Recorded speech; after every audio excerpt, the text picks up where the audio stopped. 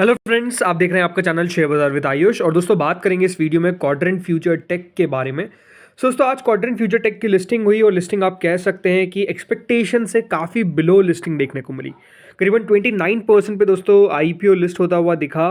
बल्कि जो एनएससी था वहाँ पे तो दोस्तों और ₹4 नीचे, याद रखिएगा, आपको आईपीओ लिस्ट होता हुआ दिखा करीबन 370 पे। बीएससी पे 374 पे लिस्ट होता हुआ नजर आया। तो ओवरऑल जो आज का यहाँ पर कह सकते हैं दोस्तों एक्सपेक्टेशंस और रियलिटी, उसका अगर आप देखेंगे तो नो डाउट थोड़ा सा डिफरेंस हमको देखने को मिल गया। और उसके पीछे का रीज़न देखिए, कल भी हमने जब लिस्टिंग डे स्ट्रैटेजी का वीडियो बनाया था तो उसमें आपको साथ शेयर किया ही था कि देखिए एक बड़ा कारण हो सकता है कि लिस्टिंग उतनी अच्छी ना देखने को मिले। उसके पीछे का रीज़न है दोस्तों मार्केट्स का मूड, माहौल, राइट। जब दोस्तों बाजार खराब होते हैं तो देखिए इस तरीके की सिचुएशन होना स्वाभाविक सी बात है। और ये बात ध्यान रखिए, जब बाजार अच्छे होते हैं तो लिस्टिंग एक्सपेक्टेशन से भी काफ़ी अभाव होती है, जो हमने आज देखा।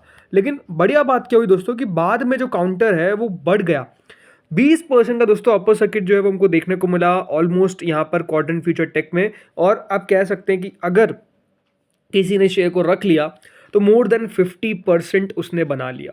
तो आप समझ सकते हैं कि देखिए यही बाजार है कि किस तरीके से दोस्तों बाजार जो है वो चेंज हो जाता है कुछ पलों के अंदर, राइट। 29% से सीधा दोस्तों 50% से ज़्यादा इन्वेस्टर्स ने बना लिया अगर रखा हो, क्योंकि जो ओपनिंग हुई, राइट, वो 370 पे हुई, उसके बाद 362 तक भी गया। ऐसा भी नहीं है कि देखिए ओपन होने के बाद सिर्फ ऊपर ही गया, नीचे भी आया, बट उसके बाद अगर आप देखेंगे तो 444 पे शेयर बंद होता है। आज के दिन दोस्तों ऑलमोस्ट 146 लाख शेयर्स हमको ट्रेड होते हुए देखने को मिले।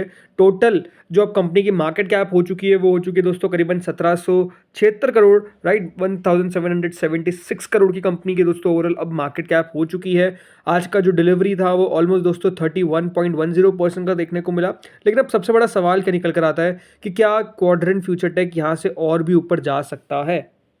तो इस पे कुछ एक्सपर्ट्स का क्या व्यू है, पहले तो आपको दोस्तों ये बताता हूँ। देखिए एक एक्सपर्ट ने क्या कहा, देखिए IPO has seen significant activity in the grey market indicating a potential listing premium of over 40%।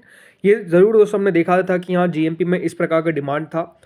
लेकिन जो पब्लिक इशू को जो वैल्यू किया गया है उसका पी दिया गया है of 43.01 times and an enterprise value to EBITDA ratio of 30.08 times. और जिसका मार्केट कैप है वो करीबन दोस्तों राइट, तो मार्केट कैप जो है वो एक्सपेक्टेशन था। लेकिन ओवरऑल अब यहाँ पर एनालिस्ट क्या सजेस्ट कर रहा है, एनालिस्ट सजेस्ट कर रहे हैं कि कंजर्वेटिव इन्वेस्टर्स को बुक करना चाहिए profit on strong listing gains, while long term investors should hold the shares to benefit from the company's growth potential. For those who miss the allotment dips post listing may provide a buying opportunity. मतलब अगर आप देखेंगे तो view clear है। अगर आप short term investor थे तो आपको यहाँ पर कर लेना चाहिए बुक अ प्रॉफिट।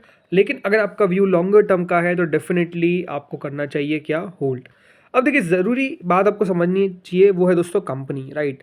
देखिए कंपनी किस तरीके से कारोबार कर रही है इसके बारे में आपको समझना चाहिए। और कल भी आपको ने कुछ बातें बताई थी, वापस से आपको बता देता हूँ। जो क्वाड्रेंट फ्यूचर टेक है वो बात ध्यान रखिए दोस्तों कि स्पेशलिटी केबल्स जो है वो बेसिकली मैन्युफैक्चर करती है।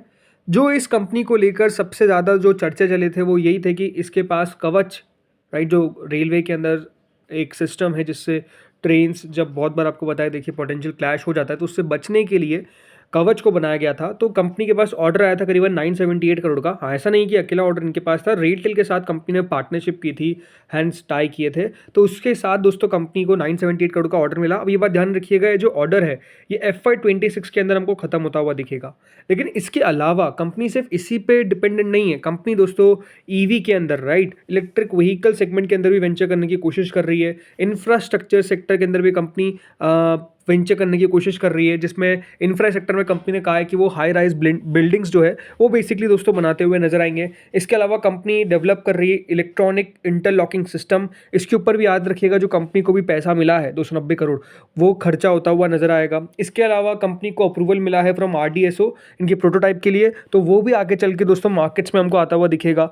तो ये कुछ बातें हैं जो नो डाउट दोस्तों अच्छी नजर आती है। अगर ऐसा होता है तो काउंटर को अच्छा रिस्पॉन्स, मतलब in the sense long term में स्टॉक को अच्छा रिस्पॉन्स मिलता हुआ दिखेगा। इस प्रकार की एक्सपेक्टेशंस है।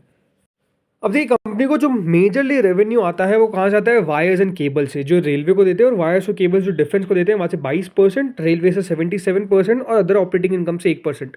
लेकिन कंपनी क्या कोशिश कर रही है कि जो इनका ये जो रेवेन्यू मॉडल है इसको और चेंज किया जाए। और दोस्तों कंपनी अपने आप को बेसिकली ल्यूक्रेटिव बनाना चाहती है कि जहाँ पर कंपनी को लगता है कि हाँ स्पेस है, हम वहाँ पर भी काम कर सकते हैं, राइट, वहाँ पर भी कंपनी काम करने की कोशिश कर रही है। इसीलिए दोस्तों ये जो पैसा कंपनी के पास आता हुआ दिखेगा, राइट, इसका खर्चा कंपनी करने वाली है इस तरीके से आपको ने बताया। मेजर इशू क्या है कि कंपनी के फाइनेंशियल्स उतने मजबूत नहीं है अभी, राइट। जैसे कि कंपनी की सेल दोस्तों सितंबर यानी 2 क्वार्टर्स में 65 करोड़ की थी इस बार।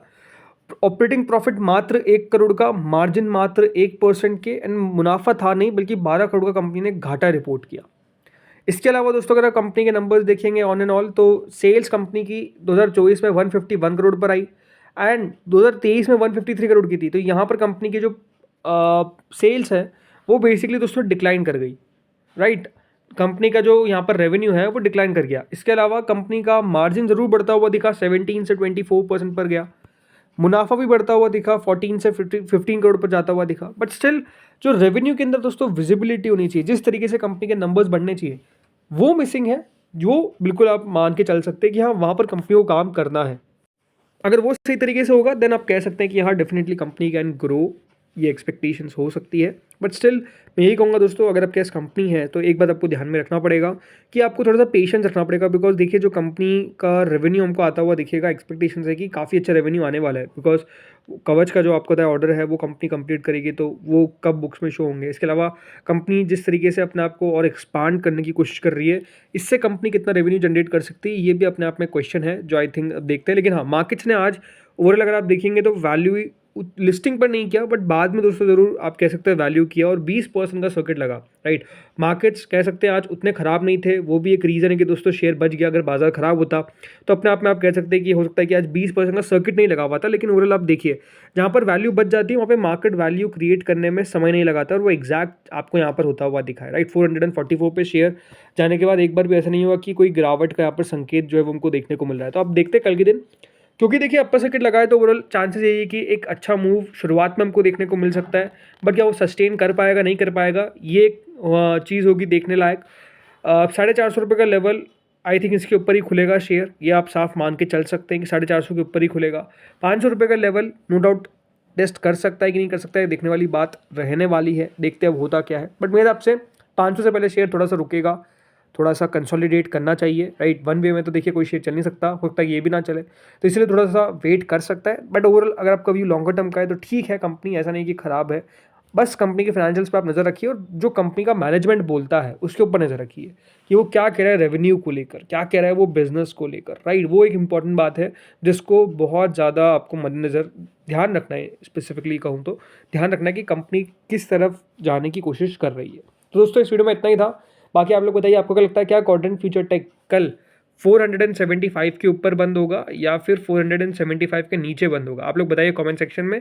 अगेन ये वीडियो कोई रिकमेंडेशन नहीं था, जस्ट एक प्रॉपर एनालिसिस, तो उसी तरीके से लीजिएगा। अगर आपको बाय सेल करना है तो अपने फाइनेंशियल एडवाइजर से कंसल्ट करिए।